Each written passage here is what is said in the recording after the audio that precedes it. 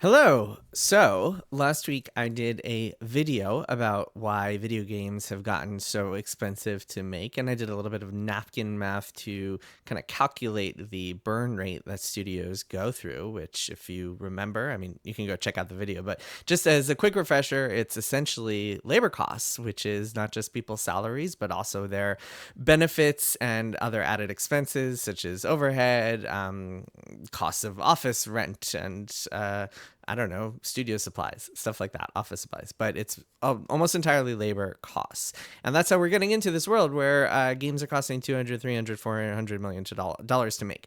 But something that I didn't do, I was playing around with the numbers a little bit and talking about how games, the more time you take in a game, the more expensive it is. But something I didn't do is explain how we've gotten to the point where games are now taking 4, 5, 6, 7+ years to make. And so I wanted to address that today. I've written about this a little bit, and I'll throw in, as usual, some Bloomberg articles that you can check out in the YouTube description because I am still a full-time reporter at Bloomberg News. So please support my work by reading it. But I do want to break this down a little bit. And I sent a few texts out. I asked a few people that I know in the games industry to kind of make sure that I had all my facts straight and the context here.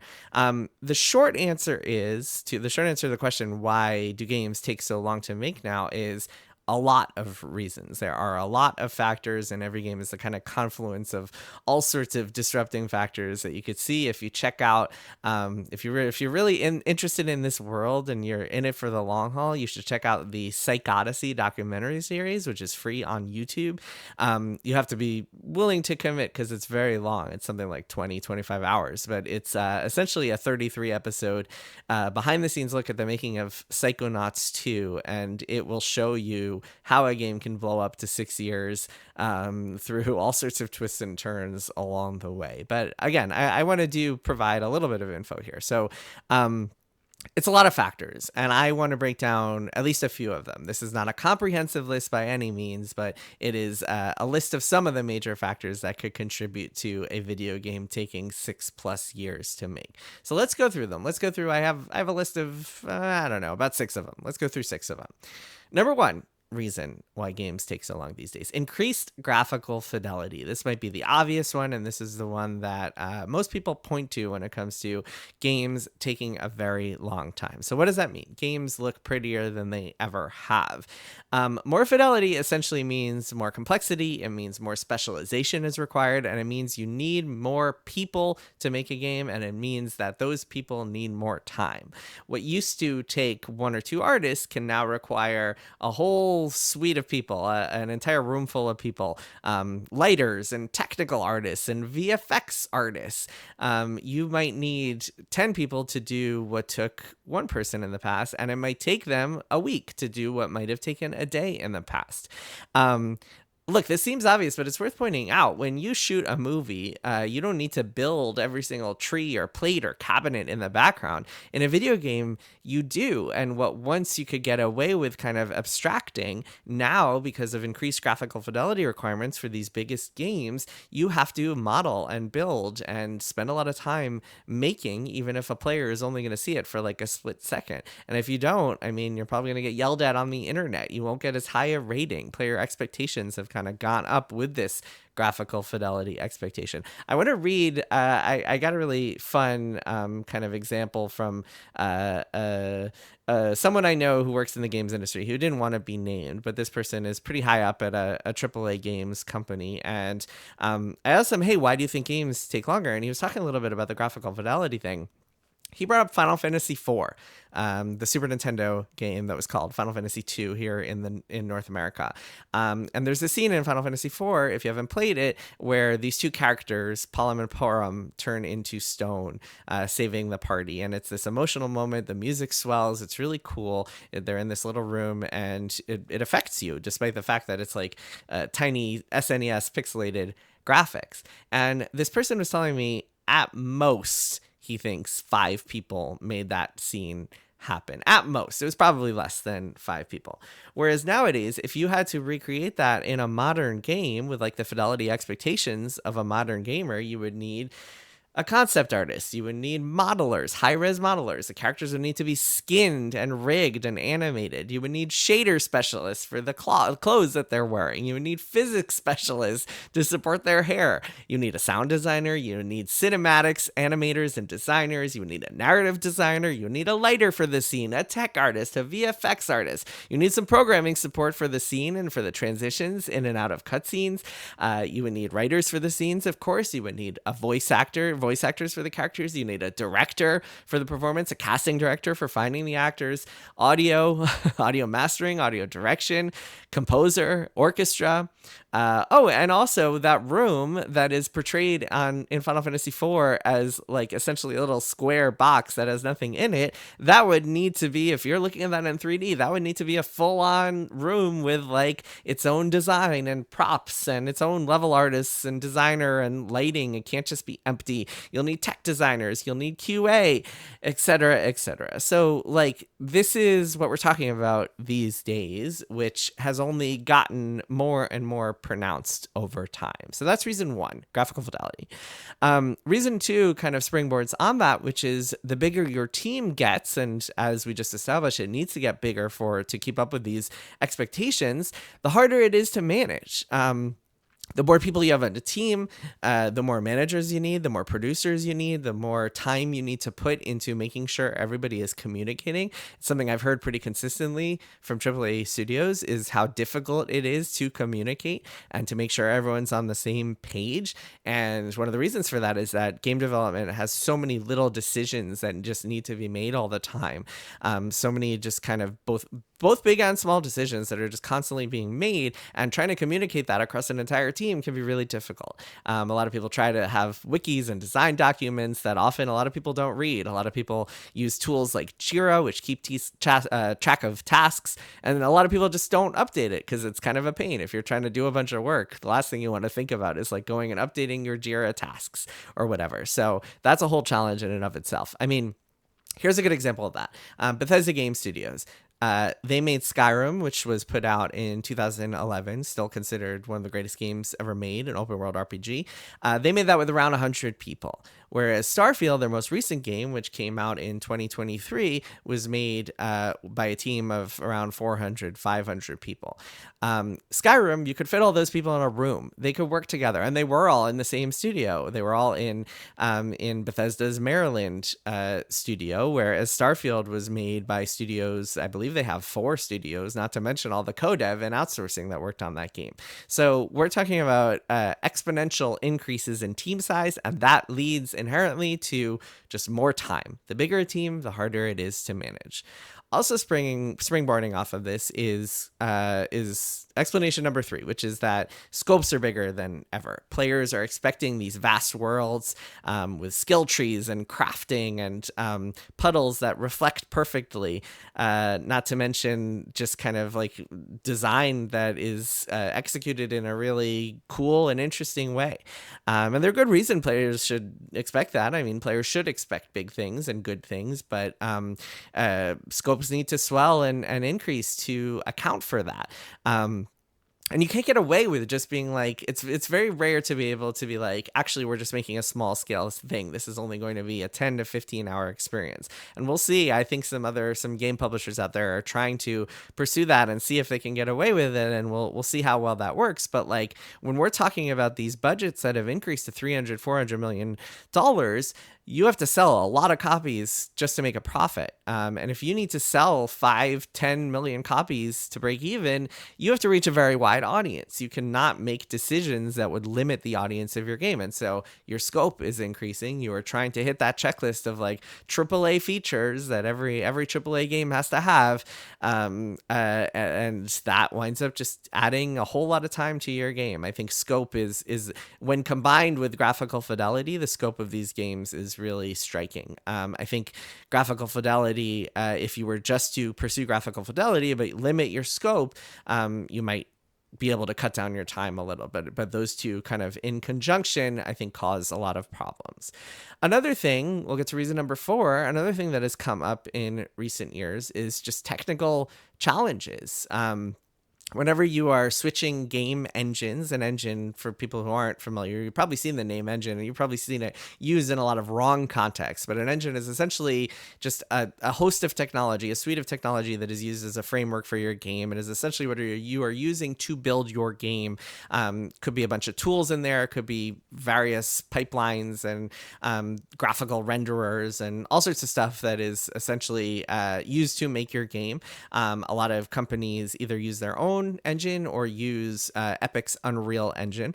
Unreal recently switched from Unreal 4 to Unreal 5. That happened around, I don't know, early 2020s / late 2010s. And actually, it happened early 2020s because it was like the PS5 era. So Unreal switched from Unreal 4 to Unreal 5. And a lot of people had to switch along with it, which is a very time consuming process. If you are used to working with one iteration of the engine and then suddenly you have to do it on another, that is very time consuming. If you have already built things in Unreal 4, they're not necessarily going to smoothly transfer over to Unreal 5. We also had a console switch, which also adds time to the equation. I was talking to Brandon Adler, the director of Outer Worlds 2 at Obsidian, for a story that I will link in the YouTube description. Check it out. By the way, I throw gift links to all my Bloomberg articles in these YouTube descriptions, so they're all going to be free for you to click on. You can bypass the paywall just by clicking on them. So Brandon Adler, he told me that when they, on Outer Worlds 2, when they switched from Unreal 4 and Unreal 5, that combined with COVID, which I'll get to in a second, essentially it just took a year off their production. He told me, quote, "I wish we could have that year back." They had a year where people just were not as efficient as they could be because of the tools, because of figuring out how to work from home, and all sorts of other technical challenges. And remember, as graphical fidelity just increases, it gets harder and harder to figure out how you can optimize and how you can get your games running at the best possible frame rate, best possible resolution. There are a lot of cool technical innovations that we've seen in recent years, but a lot of those bring with them just extra time that is added to the equation. People have to just spend more time getting familiar with the new technical like abilities and proficiencies, efficiencies they can use, and also figuring out how to optimize for them. So that creates a lot of problems.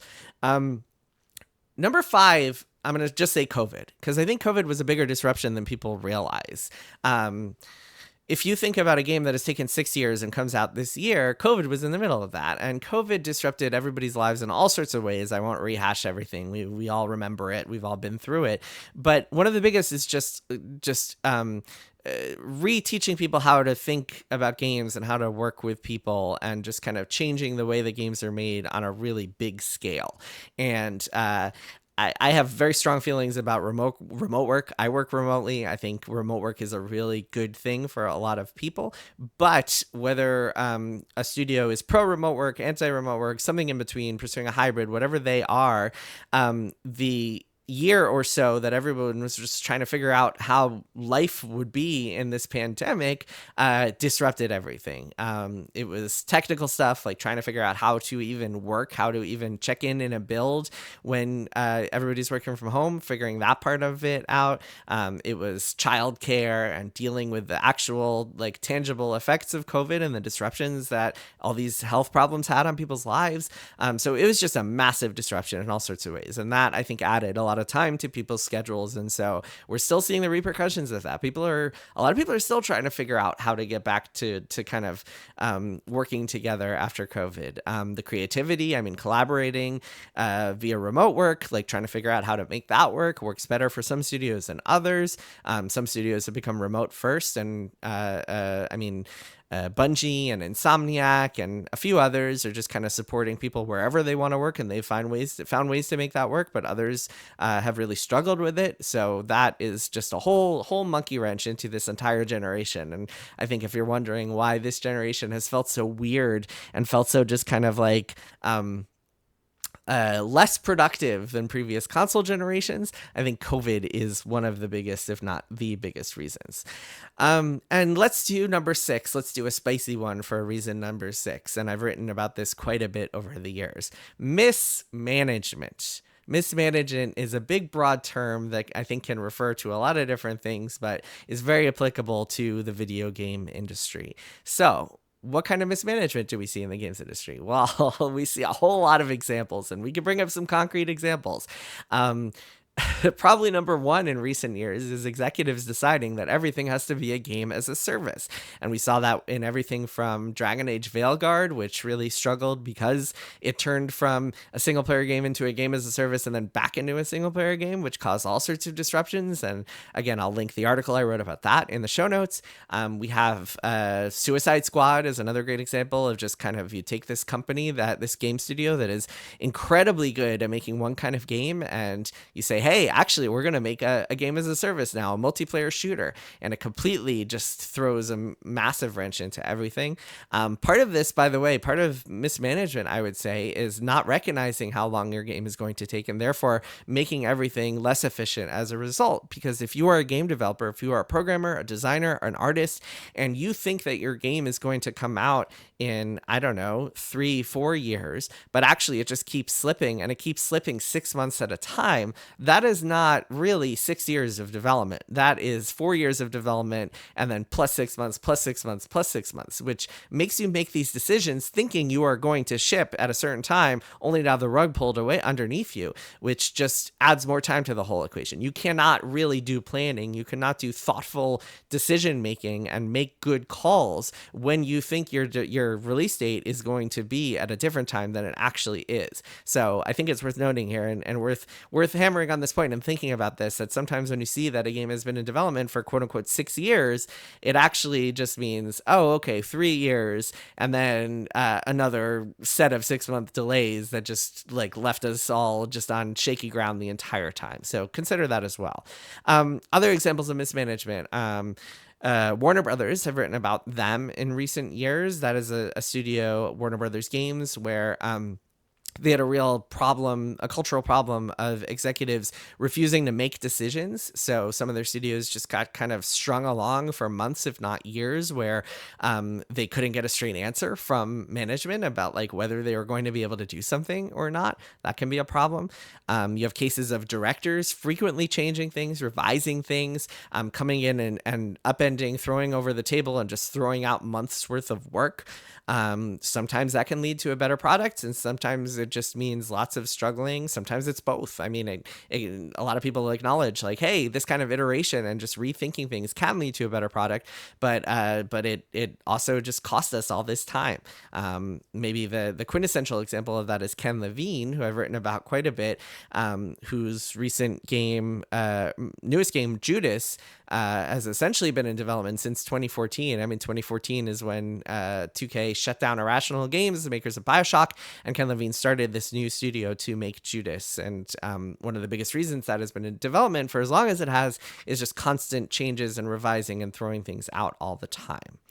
Another kind of element of mismanagement is just short-sighted decisions, firing people, layoffs, breaking up team chemistry. That can add a whole lot of time to the production. A lot of times what happens in these game companies is that people on the executive layer will make decisions to juice up the profits of a quarter, or to make it seem like they're more profitable in a quarter, laying people off to please shareholders because nothing makes Wall Street happier than layoffs, and wind up cutting into the bone and costing these productions a lot of time because they're getting rid of people who have a lot of experience, who are kind of integral roles on a project, and it might take months to find ways to replace them. Sometimes I've heard stories over the years about like AAA game companies firing people and then realizing that they shouldn't have fired those people and just calling them up and being like, so what would it take to get you back here?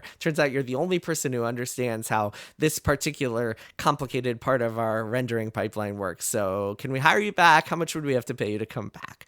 That's a big part of it. I talked in my last video about Mina the Hollower, I talked about team chemistry. That's a huge thing that a lot of game companies just have absolutely no respect for and no reverence for. And so they'll break up teams that have built good chemistry. A lot of times we're seeing, especially in recent years, because of the current climate and because of these huge budgets and how much it's taking, and how there's really no room for failure anymore. We're seeing companies give up on games when they could have been these like strong foundations for future projects. And I'll give you a good example of that. Star Wars Outlaws, which I think was a good, not quite great game, a game with some flaws, but a real foundation that I think could have led to really great things with the sequel. And Ubisoft instead chose to cancel the sequel.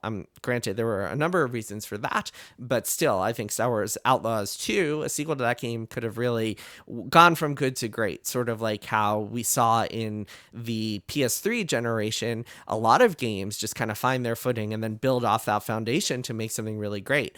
Mass Effect is a good example of that. Uncharted is a good example of that. Assassin's Creed is a good example of that. Those are all games where like the first title was good, not quite great, and the second game really elevated it, really took it to the next level because you had a team that understood what they were making, that knew how to make games together, that knew the technology and the pipelines, that could see fan criticism and respond to that. So a lot of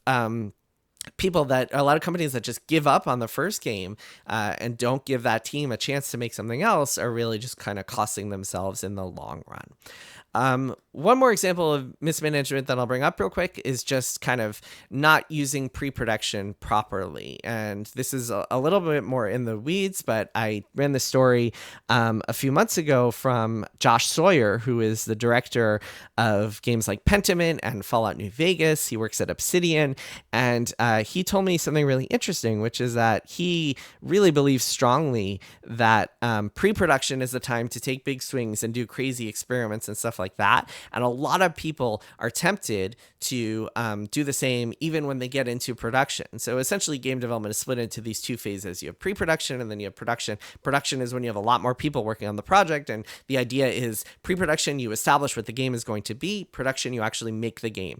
So pre-production often ends with what's called a vertical slice, which is essentially a chunk of the game that is meant to display, hey, this is the graphical fidelity we want. This is what the systems that we want. This is like what a chunk of the game should look like, so everybody can see that and be like, okay, now we're going to make more of this and build out the game in that way.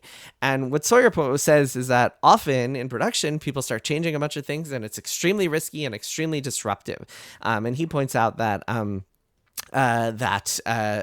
you should be doing that in pre-production. If you do it in production, it can cause a lot of problems.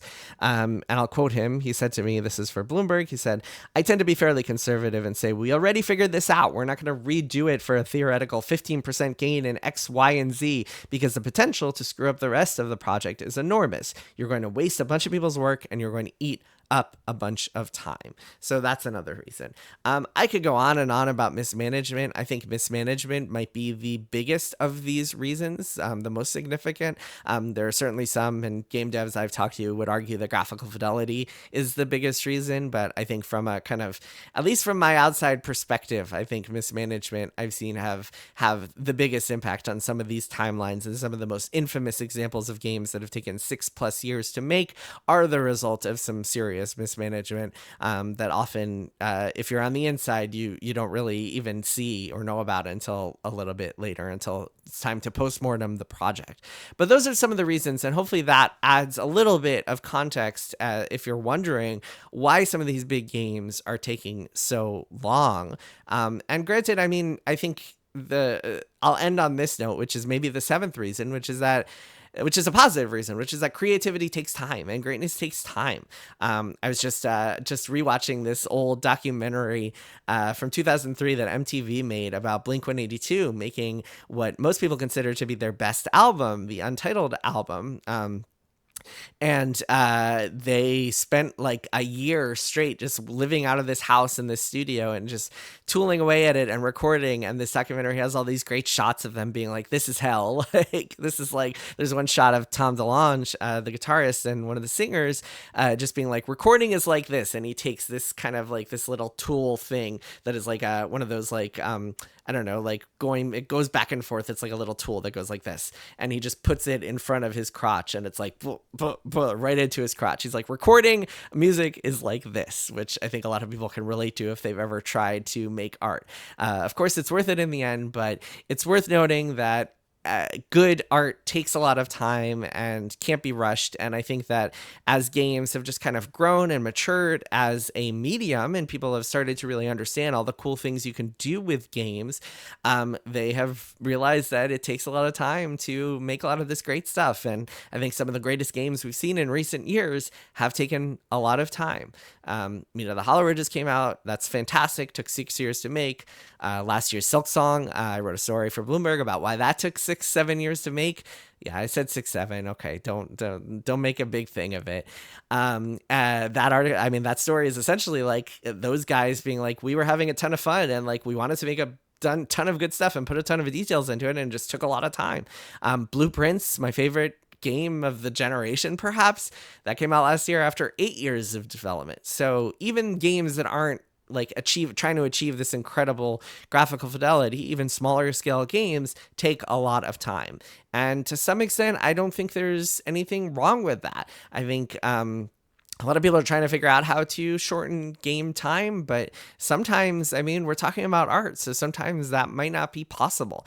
Maybe not every game has to take 6 to 8 years. See, I avoided saying 6-7 there. Maybe not every game has to take 6 to 8 years to make, because I mean, if you're a creative person and you're like spending 6 to 8 years per game, you only have so many over the course of an average lifespan. So I mean, that's something to consider as well. But at the end of the day, I mean, if we're getting more games like Blueprints and Silksong and Mina the Hollower, then maybe we should welcome long game times as much as the big budget studios might not want to do that.